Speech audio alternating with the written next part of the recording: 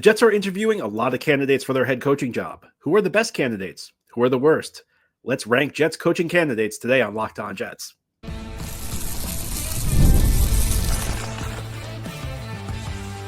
You are Locked On Jets, your daily New York Jets podcast. Part of the Locked On Podcast Network, your team every day. Welcome. This is the Locked On Jets podcast, part of the Locked On Podcast Network, your team every day. It's Thursday, January 9th, 2025, and I'm your host, John B. from GangGreenNation.com. Thank you so much for making the show your first listener, first watch every day. A big shout out to you everydayers. This is a daily podcast covering the New York Jets with new episodes each day through the week, Monday through Friday. And today's episode is brought to you by PrizePicks. Go to prizepicks.com/LockedOnNFL and use code all lowercase LockedOnNFL to win $50 instantly when you play $5. Well, interviews are underway for the next Jets head coach. Jets are interviewing a lot of candidates. On today's show, we're going to rank the candidates. I'm going to put each of the candidates into a group, and some of the candidates will be bunched together. We're going to talk about who the best candidates are and who the worst candidates are. And I'm going to begin by talking about the guy who I think is the top candidate. If you're an everydayer, you probably know who I'm going to discuss, and that is Mike Vrabel. And the reason Vrabel is my top candidate is not that I think, he's the next Vince Lombardi or the next Bill Parcells. It's that of the candidates who are available, he simply has the best track record. He's coached in the NFL before as the top guy. He spent a number of years with the Tennessee Titans and had a successful tenure, a number of playoff appearances, a couple of division titles, a trip to the AFC Championship game in 2019, a 1 seed in the AFC in 2021. This is a guy who has won in the NFL before as a head coach, and beyond that, his game management is very highly regarded. He's a guy who, even though he comes from a defensive background, and there's this perception that defensive coaches are not aggressive enough. Defensive coaches always play conservatively. If you look at Vrabel's game management, he embraces modern methods. He's willing to go for it on fourth downs. He's aggressive, trying to get 2-point conversions, and while his offensive hires were up and down, the choices that were good were very good. His first offensive coordinator in Tennessee was Matt LaFleur, who's gone on to Green Bay and become a very successful head coach in this league. His second offensive coordinator, Arthur Smith, got a head coaching job. He wasn't as successful as LaFleur as a head coach, but a good enough offensive coordinator to earn a head coaching job. There are question marks with Vrabel. During his time in Tennessee, the Titans were very run heavy. Now, part of that may have been that they just had Derrick Henry, and their quarterback situation was always a bit up in the air. They had Marcus Mariota when they started, a guy who never really lived up to the billing he had as the second overall pick in the draft. Then he had Ryan Tannehill, who was a successful reclamation project. And look, Vrabel's got to get some credit for that.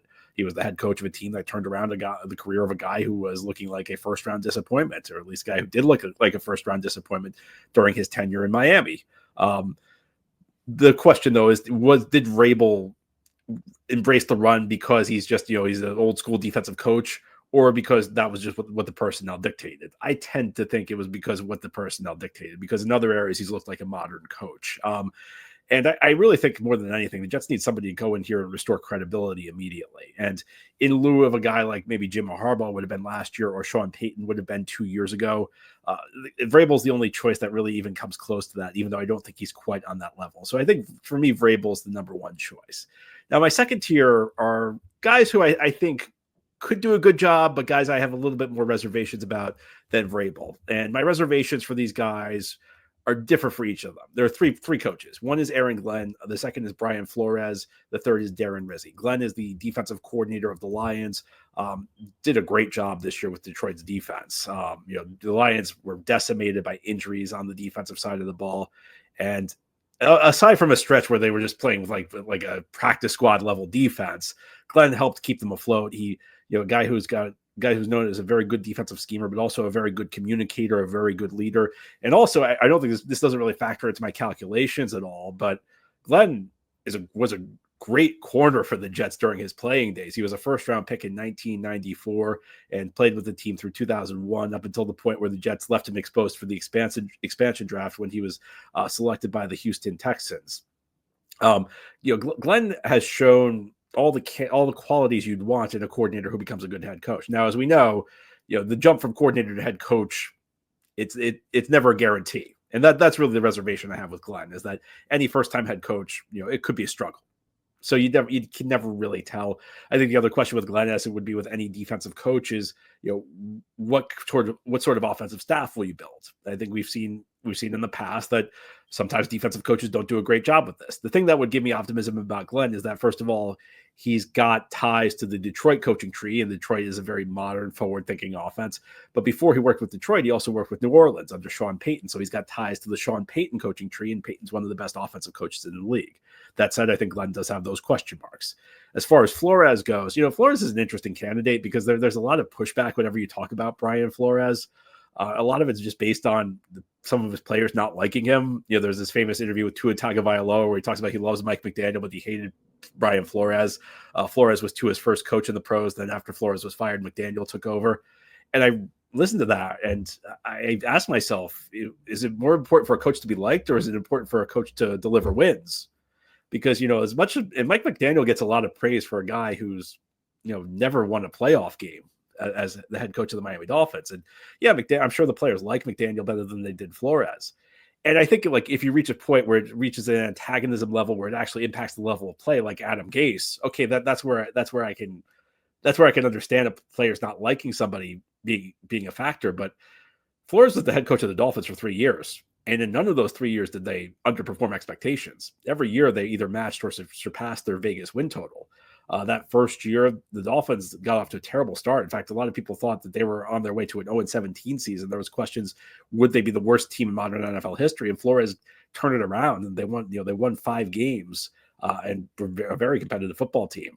Then he won 10 games. Then he won 9 games. A guy who, fine, people may not love him, but that part of the reason for that is he demands accountability. And beyond that, guy who is one of the best defensive minds in the league. The questions with Flores are, first of all, what I mentioned. I mean, I think it's a fine line. The players don't have to like you, but do you get results from the players? I think he did in Miami. I think he has to answer questions about that because there has been some pushback, not just from Tua, but from Ryan Fitzpatrick. So that would be concern number one. Concern number two, and the bigger concern, is that he was awful at choosing offensive coordinators in Miami. He went through 3 offensive coordinators in 3 years, never really determined an offensive philosophy, and the offense kind of stagnated under him. Now, the positive to that is he's been vocal about it. He's learned some things since he left Miami. He also now has ties to the Kevin O'Connell coaching tree in Minnesota because he's the Vikings defensive coordinator. So that's another plus, but still these questions persist about him. That said, I don't think him being a tough guy is really an issue with this particular Jets team. I think the Jets team needs somebody who's going to go in and lay down the law. So for me, that's almost a positive, but I don't think Flores is a perfect candidate. And the third guy I pick is Darren Rizzi, who's admittedly a bit more of an outside the box candidate. He actually was the Saints interim head coach to end the season. And I don't really know what you can judge that performance. He was 3-5 in 8 games as the Saints interim head coach. As an interim guy, it's difficult to really say whether that's going to translate to being a good full-time head coach. What I can say for Rizzi is in that time, he avoided a Jeff Ulbrich-like catastrophe. But a guy who's been a good special teams coach for a while. There's this writer, Rick Gosselin, who's Dallas-based, who every year publishes a special teams ranking. Essentially, Gosselin takes 20, 30 different rankings across special teams and averages them together. And Rizzi's Saints special teams were always near the top of Gosselin's rankings. And there's also a genuine bias against special teams coordinators in the league that doesn't make a lot of sense because every football team doesn't have 2 coordinators. They have 3 coordinators. They have an offensive coordinator, a defensive coordinator, and a special teams coordinator. And it seems like teams only want to hire offensive coordinators or defensive coordinators, whereas special teams coordinators actually see a role that's more applicable to being a head coach than the other two, because the special teams coordinators work with guys all over the field. They work with offensive guys, defensive guys, and specialists. They also have to work with depth. They have to develop depth players. They have to come up with innovative plans to work around a lack of talent. So in many ways, special teams coaches are kind of special teams is kind of a better training than being an offensive coordinator or defensive coordinator. And there have been a lot of special teams coaches who have gone on to have success, most notably John Harbaugh, who was Philadelphia's special teams coach for a number of years under Andy Reid. I'd be interested in him. The questions are, we don't really have that great a body of work on Rizzi. So, he'd have to kind of fill in some of the blanks during the interview process on what his plans were for both sides of the ball. But I actually think he's kind of a dark horse candidate and an interesting one at that. Here on the Locked On Jets podcast, we're going to turn our attention to the mid-tier. There are a number of candidates where I could go either way on them, and I could go either way on them for different reasons. And I'll explain what those reasons are as we continue here on this Thursday edition of Locked On Jets. Today's episode of Locked On Jets is brought to you by Game Time. You know, I love going to live events, whether it's sports, music, theater, or comedy. And Game Time's the best way to find great tickets to those events. I use Game Time myself. It's an incredibly easy app to use. You just pull out your phone or mobile device, you open up the app, a couple clicks, and you've got amazing deals. They have the new Game Time Picks feature, which makes finding tickets even easier. This feature filters out the fluff to show you only incredible deals on great seats, so you don't have to waste time searching through thousands of tickets. They also have all-in pricing. This is my favorite part. It's like you don't have to worry about like any hidden fees. Game Time tells you exactly what you're going to pay before you buy the ticket, so there's no surprises at checkout. Take the guesswork out of buying tickets with Game Time. Download the Game Time app, create an account, and use code LOCKEDONNFL for $20 off your first purchase. Terms apply. Again, create an account and redeem code LOCKEDONNFL, LOCKEDONNFL, one word with no space for $20 off. Download Game Time today. What time is it? Game time. Thank you so much for making Locked On Jets your first listener, first watch every day. Big shout out to you everydayers. This is a daily podcast covering the New York Jets with new episodes each day through the week, Monday through Friday. We're talking Jets coaching candidates today. Jets interviewing a number of candidates for their open head coaching job, and we're ranking the candidates. I'm putting each candidate into a list, and we're putting the list by tiers. We've talked about now like people I think are like the top candidates. Now let's move on to like the middle of the pack, the coaches who might be good, might be intriguing, but also give me some reason for pause. And this next group, we'll call it the intriguing list. People who intrigue me a bit, but people who it's difficult to say whether or not they'd be a good head coach. We just don't really have much data on that. And these are four guys who are from the offensive side of the ball. The first one is Joe Brady, who's currently the offensive coordinator of the Buffalo Bills. Bobby Slowik, the offensive coordinator of the Houston Texans. Josh McCown, a former Jets player who's now the quarterback's coach of the Minnesota Vikings. And Brian Griese, who's the quarterback's coach of the San Francisco 49ers. So these are four offensive guys. It's just we don't really have enough to know like what their plans would be for the team overall. These are all guys with somewhat limited backgrounds. All four of them are pretty young, relatively inexperienced. Brady 5 years ago was like the top hot offensive name in football. 5 years ago, he was the offensive coordinator at LSU, he was the passing game coordinator at LSU on the college level for a national championship team that set all sorts of offensive records. The thing was, that was a college team where they were going up against college defenses with Joe Burrow as their quarterback and a receiving core that included not just Justin Jefferson, but also Jamar Chase. So you had a guy who went on to be a top 5 quarterback in the NFL and two of the top 5 receivers in the NFL against college defenses. Then Brady went to Carolina and didn't do so well in a pretty dysfunctional situation. Then he went to Buffalo. Now he's got Josh Allen. Now with Josh Allen, again, he's a genius. It's difficult to say. I think his offenses are well constructed. I think he's a good play caller. How much of it is due to talent? How much of it is due to Brady's genius? It's difficult to say. What would his plans be for defense? I don't really know. So I feel like Brady is the type of candidate where you see the potential, but there are also more questions than answers. So I don't really know whether to make heads or tails of Brady. Slowik is a guy who he was a hotter candidate a year ago after C.J. Stroud's rookie season. This year, Houston had a good but not great year. It wasn't a disaster, but I don't think they really met the expectations that were laid out for them in preseason. I mean, my thing with Slowik is I just wonder how much of it is that he helped C.J. Stroud and how much of it is that C.J. Stroud helped him. And my suspicion the last 2 years has been more the latter, that he's a guy who benefited much more from falling into a situation with C.J. Stroud as his quarterback than C.J. Stroud really benefited from his tutelage. But, again, a guy who's got a reputation for being a good offensive mind, much like Brady, a young guy. It's not really clear like what his vision is to run the overall operation. If he does a good job in interviews, I could see him getting the job. It's conceivable. I guess it could work out. I just don't have enough information yet to say with conviction one way or another. And then the last two guys are guys who are new to the coaching world. McCown, of course, during near the end of his career, was kind of a player coach. And that was true with the Jets, where he was an informal coach to Sam Darnold during Sam's rookie season. And now he's actually Sam's position coach. And Griese, who's only been in coaching for 3 years. Brian Griese was a quarterback. He won a national championship at Michigan. He actually started over Tom Brady at Michigan. Then went to the pros, had a fairly long career. it was very up and down. He started with the Denver Broncos. He actually took over for John Elway as the starting quarterback for Denver after Elway retired in '99. Spent some time with Tampa Bay, kind of bounced around the league a bit, then went into broadcasting, and then after the 2021 season, went into coaching with San Francisco. And with McCown and Greasy, for both of them, the resume is very light. So the question is, how much upside is there? Because a conventional resume isn't as important for hiring a head coach as people make it out to be. I mentioned this the other day, that there are some coaches who have the most amazing resumes in the world on paper and then get the head job and they're just not equipped for it. Meanwhile, there are other guys who, really aren't in the coaching world for that long. Mike Tomlin's an example. But early in their careers, they just have the tools it takes to be a successful head coach. I mean, those are the questions for McCown and Greasy. I think that, either of them would be an unconventional choice, but sometimes the unconventional choices work out. There's no real definitive roadmap for becoming a quality head coach in this league. At some level, you either have the planning skills, you have the organizational skills, you have the ability to hire assistants successfully, or you don't. And both of them, again, those are the McCown and Greasy would be pure upside plays.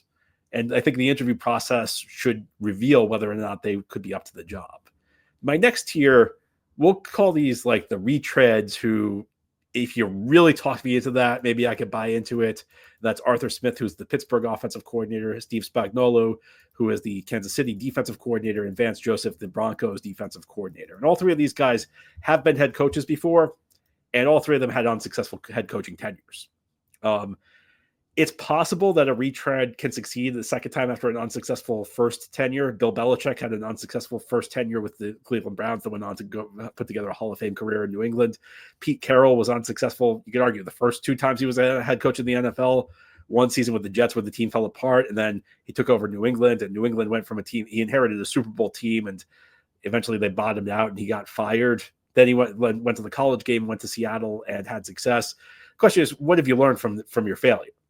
And that's something that, again, can only be answered in the interview. But I'm skeptical of these folks because they've already failed in the NFL before. Now, for Spagnuolo, things are a little bit different. I think of these three, Spagnuolo may be the top candidate because, first of all, he just got such an amazing track record as a defensive coordinator, 4 championship rings as a defensive coordinator. Second is that he's pretty far removed from his failures. Vance Joseph was the head coach of the Broncos fairly recently, and really that was a really ugly tenure.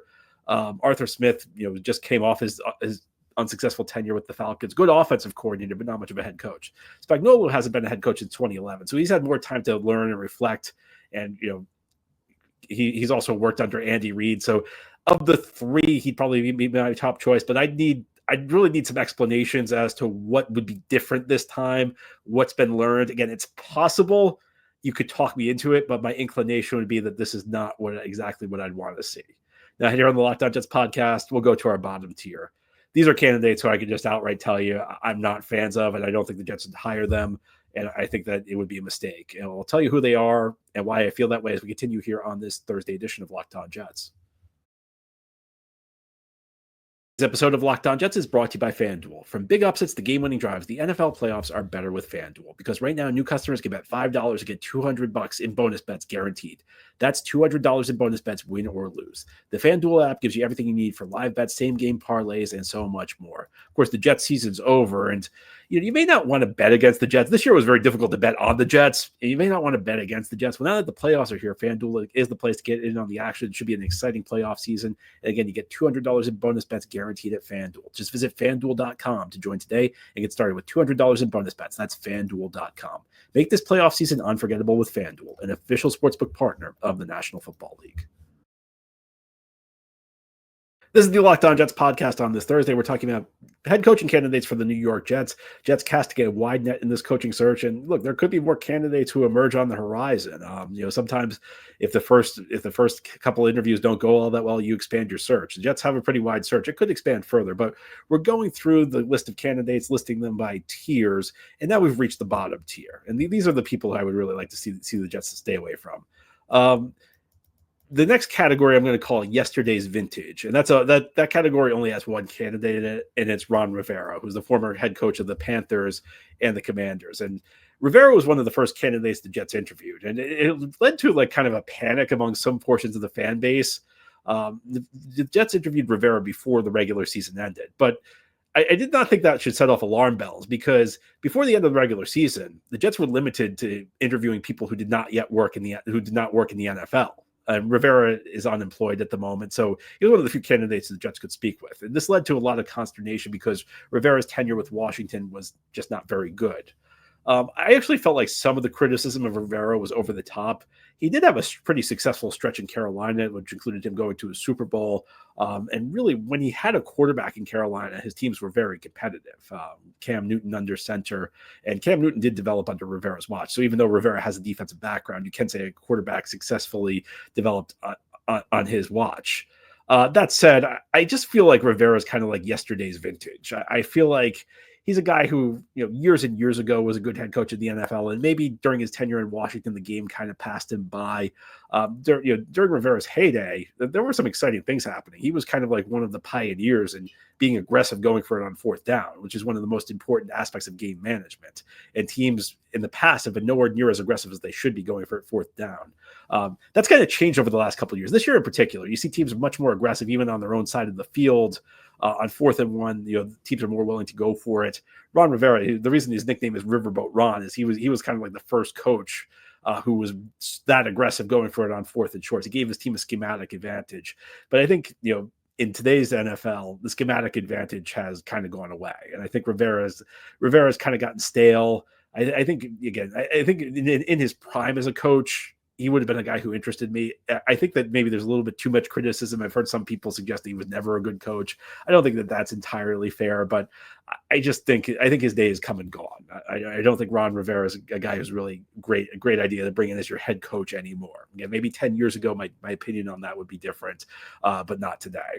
And the last category is the only way I could put it, the ludicrous choices. There's two of them, and they're both who have served time as Jets head coach in the past. One is Rex Ryan, and the other is Jeff Ulbrich. I've talked extensively about Rex Ryan. Listen, you can appreciate the job Rex Ryan did in 2009 and 2010, and also acknowledge that he's not fit to be an NFL head coach in 2025. Not a guy who's coached on any level in 8 years, not even as an assistant. Guy who last 6 seasons as an NFL head coach were losing seasons. Guy who hasn't coached the team to the playoffs since 2010. His last trip to the playoffs as a coach was the same as the Jets' last trip to the playoffs. And you may say, well, he's the last guy who brought the Jets there. I would counter with he has just as long of a playoff drought as the Jets do.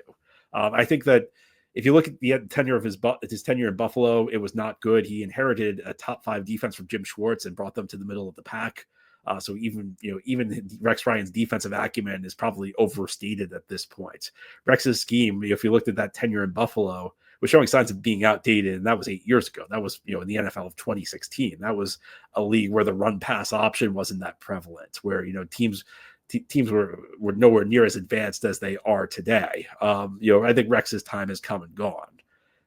The one thing I will say for Jeff Ulbrich, and we know, I think the objections I'd have to Jeff Ulbrich getting this job are rather obvious. He did a terrible job with Jets head coach, and I go back and forth on Ulbrich between blaming him and feeling bad for him, because he was thrown into an impossible situation trying to resurrect this team. This deeply flawed team on the fly in this market with these expectations, with this media. It was just an impossible thing to ask. And unlike a lot of coaches, it's not like Jeff Ulbrich asked to be a head coach. It's not like he went into Woody Johnson's office in October and said, "I would like this job."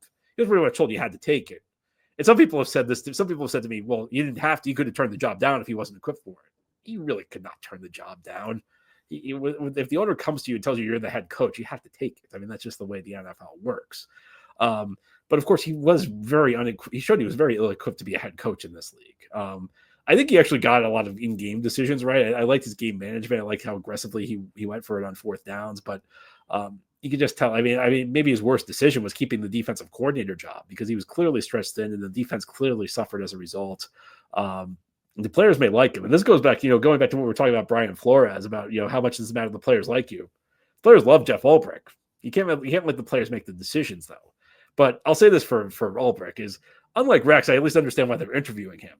Ulbrich, the Jets kind of destroyed Ulbrich's career by putting him in the head coaching job. So the least they can do is give him a courtesy interview, if nothing else. But A courtesy interview should be just that. I mean, Ulbricht's real interview happened during the season, and he failed completely. It was just one of the worst coaching jobs you'll ever see. And he showed unequivocally he should not be the head coach of this team. And I think I'm not alone when I say elevating him to that role would be ludicrous. Anyway, that's all for today's episode. This has been the Locked On Jets podcast, part of the Locked On Podcast Network. Your team every day is our motto. As always, if you enjoyed the show, hit the subscribe button where you're watching or listening so that you'll never miss an episode. If you enjoyed the show and are listening on a podcast source, give it a 5-star review. And if you're watching on YouTube and enjoy the show, please give this episode a big thumbs up. Helps us out, helps other Jets fans find the podcast. Enjoy your Thursday, everybody. We'll be back tomorrow to talk more Jets.